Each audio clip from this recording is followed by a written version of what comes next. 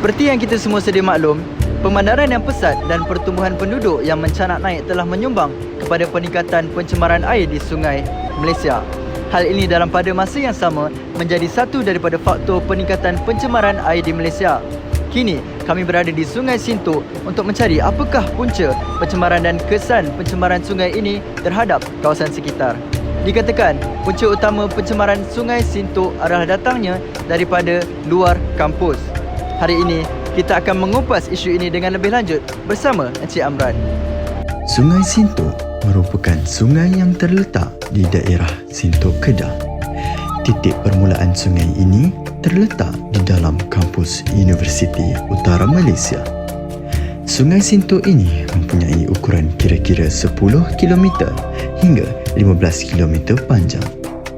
Sungai ini merupakan penghubung utama sungai kedua yang merentasi kawasan UUM dikenali sebagai Sungai Badak. Menurut orang ramai, punca utama pencemaran adalah hasil daripada kerja-kerja yang dijalankan di kawasan berdekatan kampus itu sendiri. Terletak pada jarak kira-kira 5 km hingga 6 km dari kampus, terdapat sebuah kuari pasir yang masih menjalankan kerja-kerja salah guna hingga mencemarkan keindahan Sungai Sintok. Sekarang kita akan jumpa Encik Amran dari JPP untuk mengetahui tentang Sungai Sintok dengan lebih lanjut. Apakah keadaan isu pencemaran sungai Sintok ini? Pencemaran Sungai Sintok ni sebenarnya dah lama berlaku sejak wujudnya UUM ni lagi. Sebab masa UUM ni diwujudkan, dibangunkan, dibina, kawasan ni adalah dulu kawasan lombong kan. Banyakkan kawasan lombong. Jadi banyak kawasan lombong-lombong yang tinggal dekat-dekat dengan kawasan UUM ni dah beroperasi sebelum wujud UUM lagi. So jadi aktiviti pelombongan inilah yang banyak mencemarkan kawasan Sungai Sintok ni lah. Alright. Dan apakah punca pencemaran air yang berlaku pada Sungai Sintok, iaitu perlombongan lah?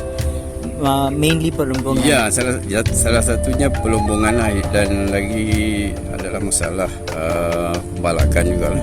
Sebab banyak kawasan sini sudah dibalak sebelum ni. Terutama sekali kawasan hutan simpan Bukit Kacik.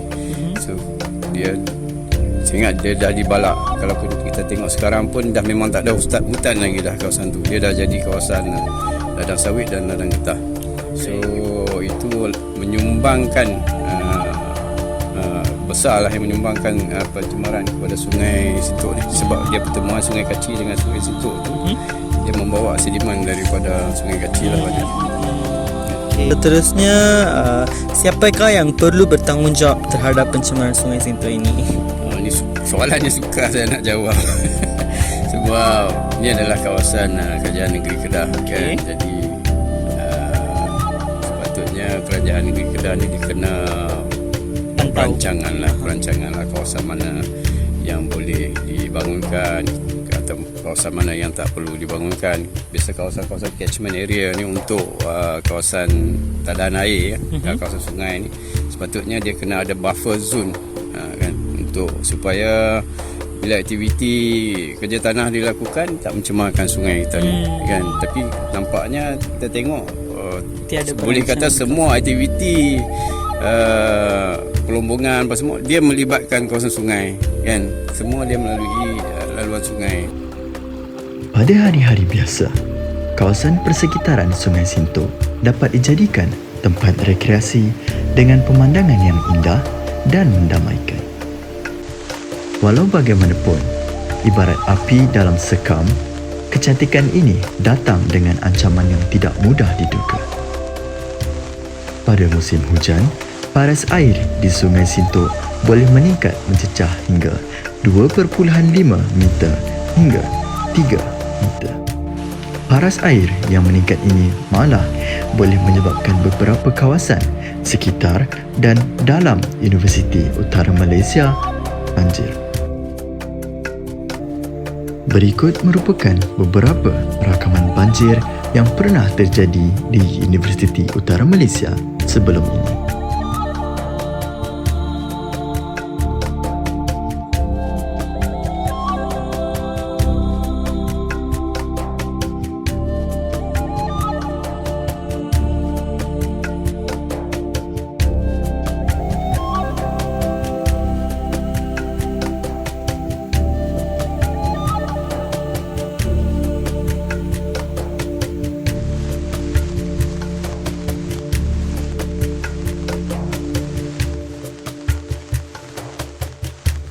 Amat menyedihkan apabila dapat kita kenal pasti kesan-kesan pencemaran Sungai Sintok ini.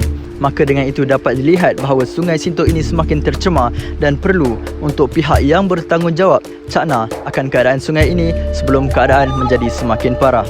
Saya berharap agar kita mampu untuk bersama-sama menjaga kesejahteraan sungai ini demi kebaikan bersama.